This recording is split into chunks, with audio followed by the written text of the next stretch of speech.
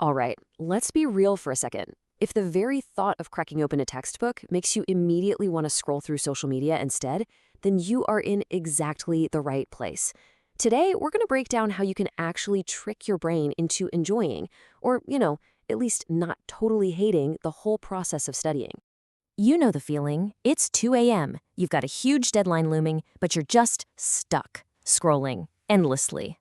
So why is it so ridiculously easy to get lost in that feed, but so incredibly hard to just focus on one single page of a book? You probably think it's a willpower thing, right? That you're just being lazy? Well, what if I told you it's not about willpower at all? It's actually about your brain's chemistry. And that little brain chemistry problem? It's got a name: the dopamine trap. Now, this is super important. This isn't about being lazy or undisciplined. It's about understanding how your brain is hardwired to chase rewards. The problem is, our modern world has basically built a system that hijacks that wiring, making focused, productive work feel next to impossible sometimes. And this right here, this lays out the battle that's happening inside your head perfectly. On one side, you've got all the high dopamine stuff. We're talking instant, easy pleasure.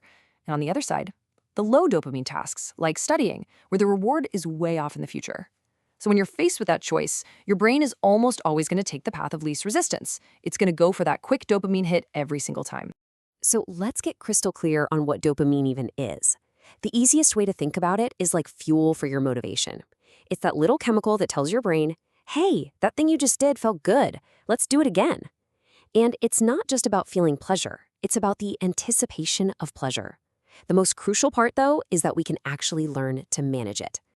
So how in the world do we fight back against this dopamine trap? Well, let's jump into our first technique, which is called temptation bundling. This is such a brilliant way to hijack your brain's own reward system by linking something you want to do with something you have to do.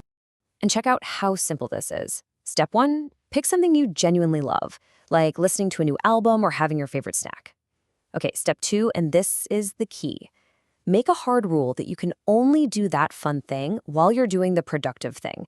Before you know it, the pleasure from your want activity starts to bleed over and get associated with the should activity. It's a game changer.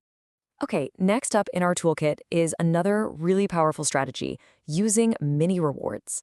A huge, long study session can feel like a marathon with no finish line, right? This technique is all about giving your brain those little hits of dopamine it's craving, but doing it on your terms. And this is a perfect way to structure it. You go hard with focused work for, say, 25 minutes. Then, and this is non-negotiable, you give yourself a 5-minute reward. Check your phone, get up and stretch, whatever you want.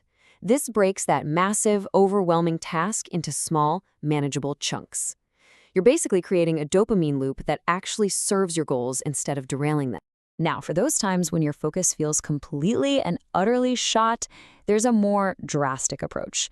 It's called the dopamine detox. If you feel like nothing is fun anymore, not even the fun stuff, your dopamine receptors might be, well, a little fried. This technique is like hitting the master reset button for your brain. So the idea here is to basically starve your brain of all that cheap, easy dopamine for a set amount of time. You avoid all these high stimulation things: no scrolling, no gaming, no junk food.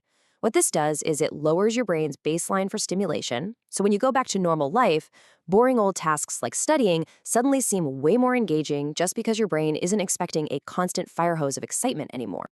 You know, the biggest thing to take away from all of this is that you do not have to be a victim of your brain's own wiring.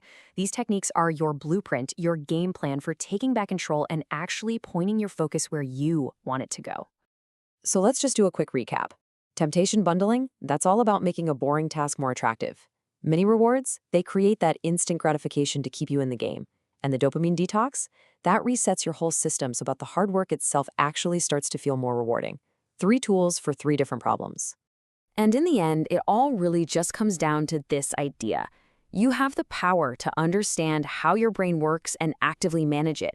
It's about making that shift from being passively dragged around by your impulses to consciously grabbing the steering wheel. So, the only question that's left is, what are you going to do with this power?